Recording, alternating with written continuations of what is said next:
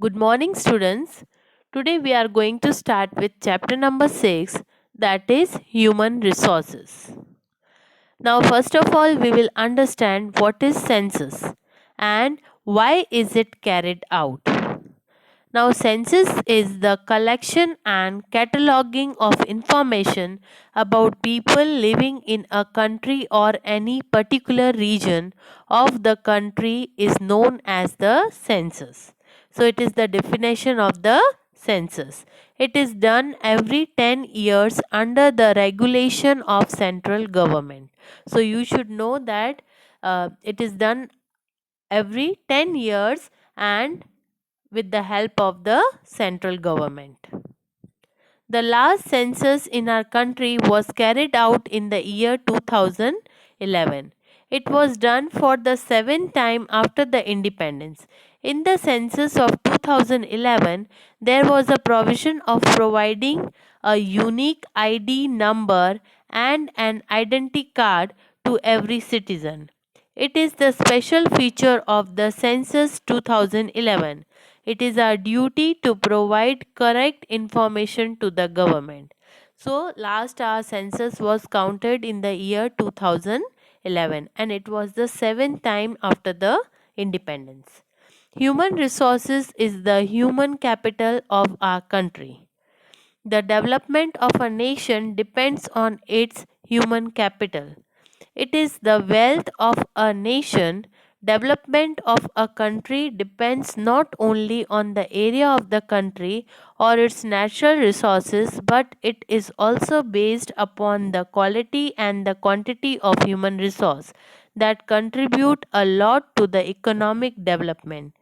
Now, the important things are the health, education, professional skills, and ambitions increase the productivity of the nation, and as a result, the country develops. So, these are the important points with the help of which our country develops. This is done in order to take necessary measures. Census is mandatory in order to plan out country's 5 years development plan in regard to food, water, housing facilities, industry, electricity, employment, education and conservation. Here the meaning of mandatory is compulsory. Nowadays, Forest Department keeps a record of endangered animals, birds and plants. Even domestic animals are counted. Now, endangered means species of animals that are likely to become extinct in near future.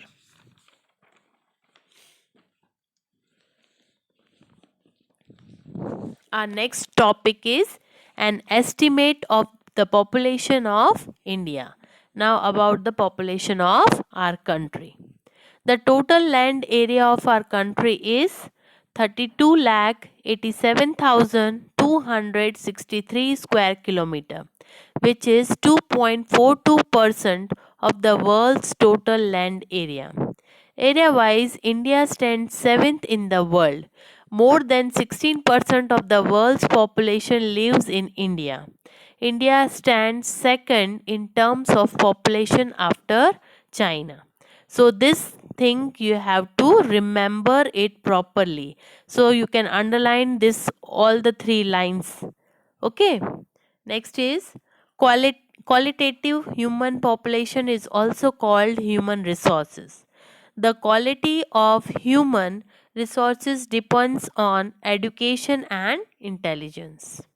Skilled citizens like doctors, educationalists, engineers, sportsmen, industrialists, businessmen, farmers, artists, laborers, and other responsible citizens are the human resources. Children and youth are the potential resources. Now, next is population growth. The population of India has increased by 18.1 crore in a decade between 2001 to 2011. We have the census till 2011. Now, our next census will be calculated in 2021. However, the population growth rate has gone down, which is a noteworthy point. Moreover, there has been an increase in the number of literate and educated citizens. The population of India in 2001 was 102.87 crores, which has increased to 121.01 crores in the year 2011. This is a matter to worry about for the central government, and hence various policies and schemes have been launched to bring the population growth under control. Consequently, the rate of population growth has gone down by 1.7%. Now you can see here one chart is given which will show you the population growth rate of our country. Now next is reasons for the population growth. What are the reasons behind the growth of our population?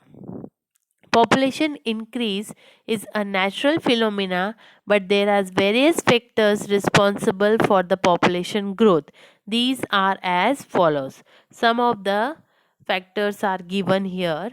First is the immigration from other countries for industrial or trading or educational or just for the settlement purpose. So the people are coming from the other countries. Okay, this is the important reason for the population growth. Second is the lower death rate in the last 2 decades. Earlier, the rate of population growth was low as the infant and female mortality rate was high. The number of pregnant women dying due to the unavailability of proper medical aid was high. The modes of transportation and roads were not as good as now, so people could not reach the medical centers easily in times of need. There was no control over diseases like cholera, typhoid, plague, etc. Even the famines were more frequent, suc- succumbing many lives. Medical facilities were not as developed as accessible as now. So this was the second reason for the population growth. Now third is next one we can see the scenario has completely changed today. Nutritious food is now easily available to people. Communicable diseases are under control due to the advanced medical treatment and vaccination programs.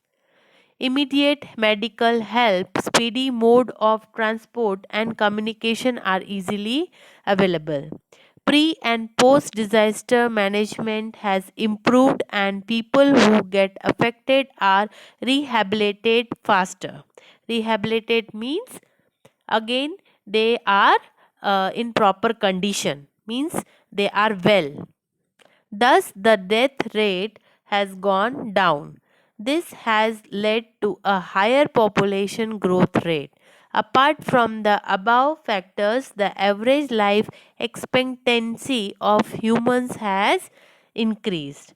The average life expectancy of humans in 1920 was 40 to 41 years, which has now increased to 63 to 64 years.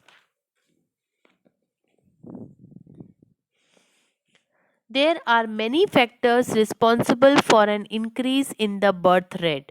Few of them are illiteracy, superstitions, orthodox thinking, social customs where a male child is considered important, child marriage, poverty, widow remarriage, negative attitude towards the idea of a small family, etc. Here the word is given orthodox. Orthodox means following traditional rules or beliefs. Rising population causes administrative problems, for example, shortage of food, water, housing, environmental pollution, conservation, employment, traffic, congestion, etc. To deal with such problems, many policies, schemes, and legal measures have to be planned. Congestion means excessive accumulation of